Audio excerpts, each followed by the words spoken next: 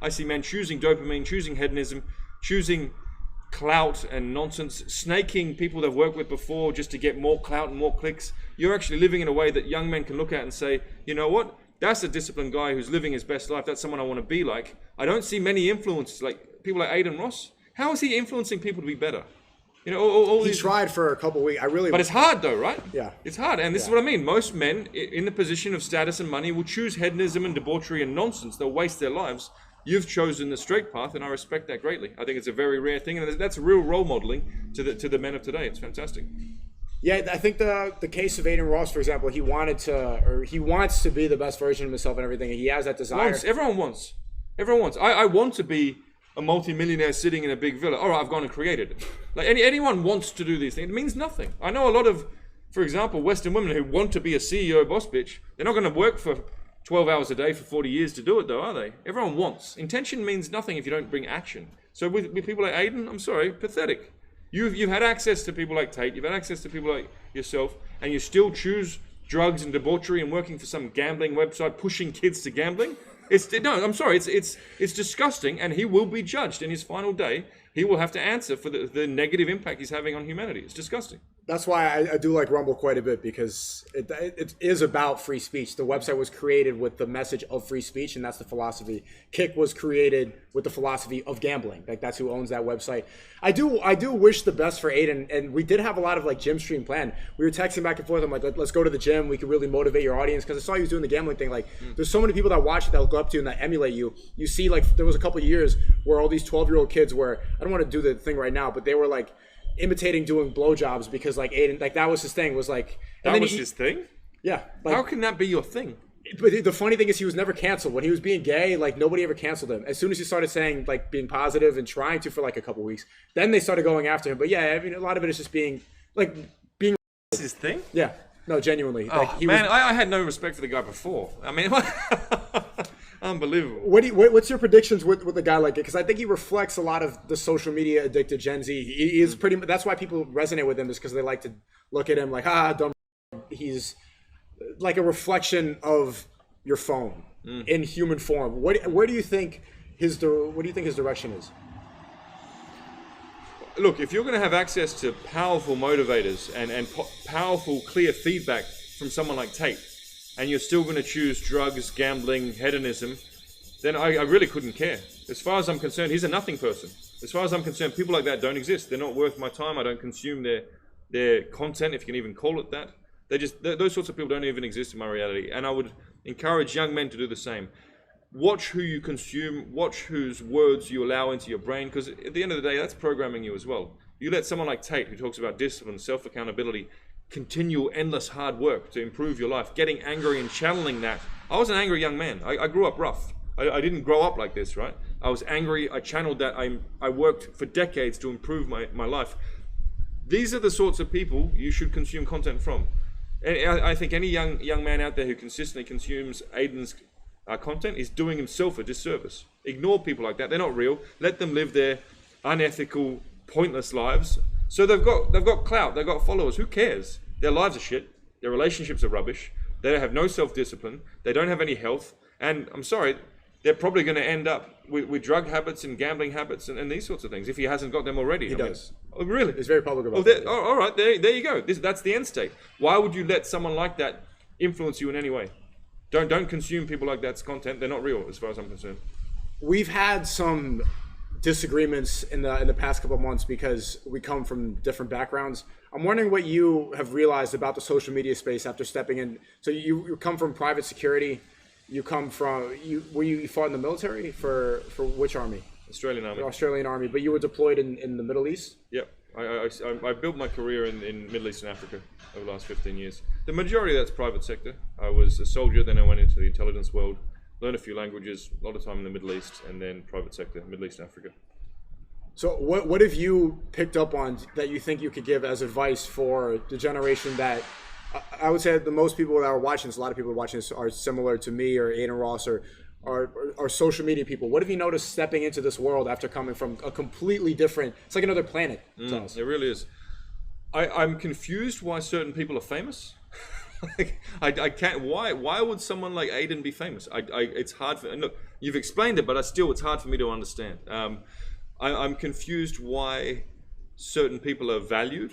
Like there are certain celebrities who are just dancing clowns, like the Paul brothers. I'm sorry. Look, I understand that Jake is a disciplined guy, you know, and Tate respects him somewhat, but someone like Logan is a dancing clown. Why is he famous? I can't understand this. Why, as a young man looking to improve your life, would you give your valuable time to watching a dancing clown like Adin or Logan? Because they're entertaining. Aren't there more entertaining people out there, for example, like Tate, who also have a positive message, who will also inspire you to be a better person?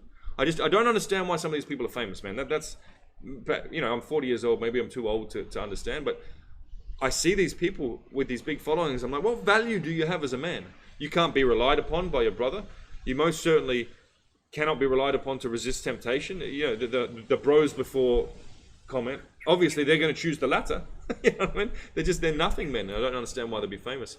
What I'd say to people who are overly sort of caught up in the social media world, fame comes and goes, and money can be spent quick as well. You know, what matters in life is value, character as a man, mental resilience, having the right men around you, because that is lasting.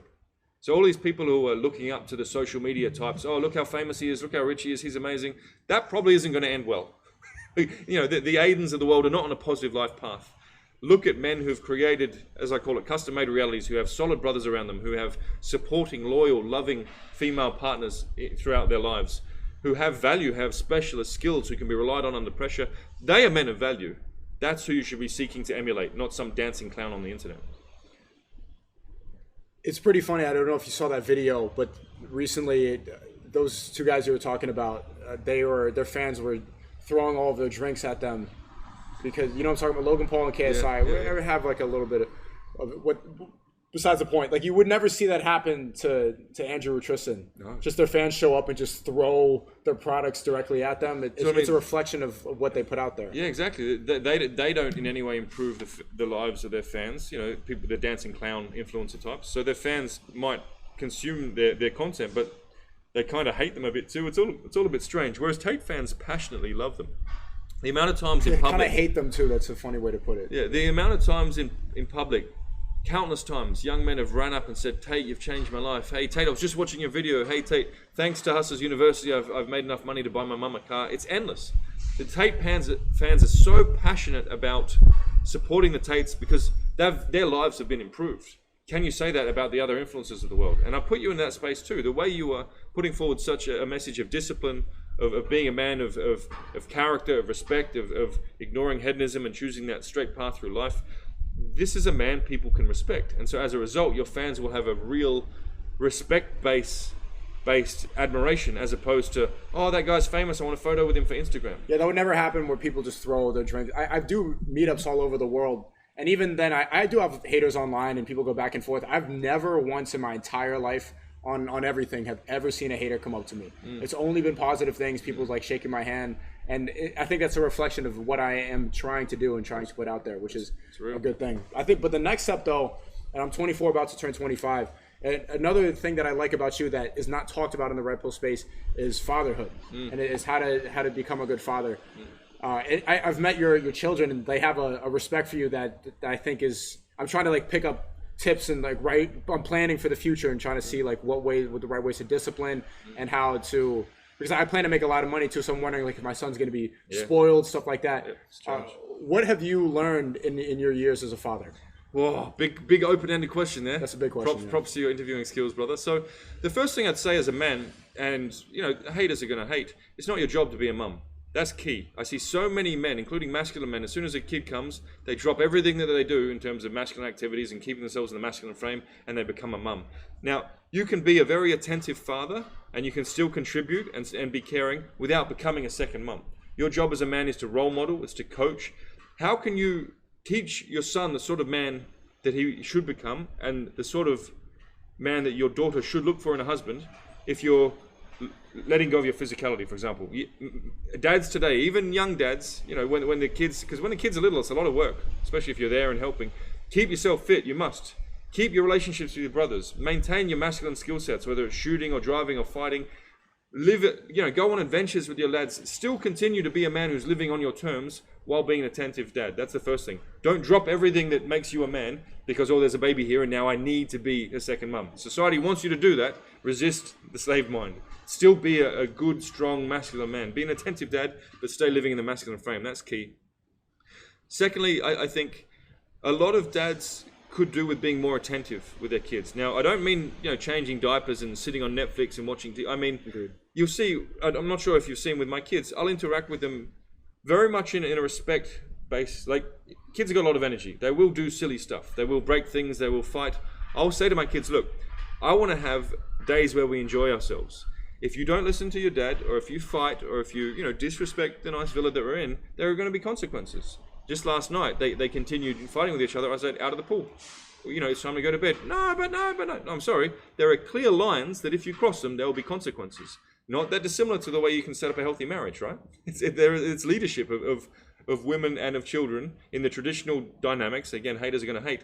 That's what's needed in today's day and age. So have very clear frame with your kids and explain to them why you've just crossed a certain line, so there are going to be consequences. You need to do that all the time.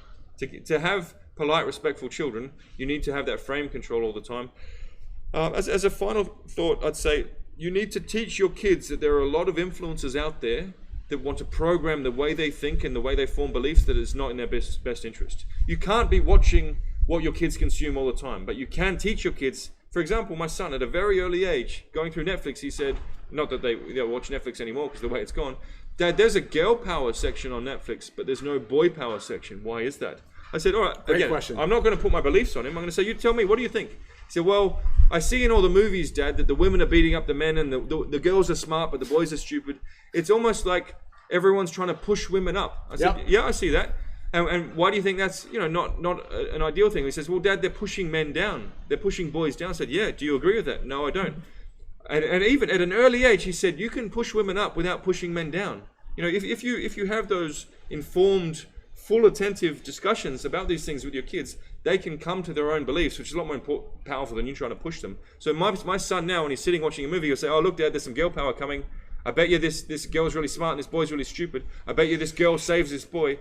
Just the other day, we watched one of these Marvel movies, and he was right. He said, hey, look, Dad, I bet you this girl saves this boy. And of course, this superhero messed up and a woman came to save him. And my son can pick the programming before he even sees it on the screen. I've given him now a mental shield, if you will, to resist the slave mind. You must instill that in your kids, otherwise they're going to get programmed. You cannot be around them all the time. It's pretty funny how, even as he was probably like 7, 8 years old when he picked up on that, Yep. It's really obvious stuff that we all know, but we let our guilt and we let different agendas restrict us from saying what we really believe. We can all see right through that and see what they're doing, but we've been programmed. So he's more honest as a child because he hasn't believed in all the propaganda. There's less of a filter, so he can be honest. It's not like it's that complicated to figure that stuff out. It's just the fact that he was able to approach that without somebody. Because if you had said, like, no, don't say that, girls need to be uplifted, he'd immediately like put up that's when the filters are established, and then that's when you start to become programmed. And that's when they start to live against truth.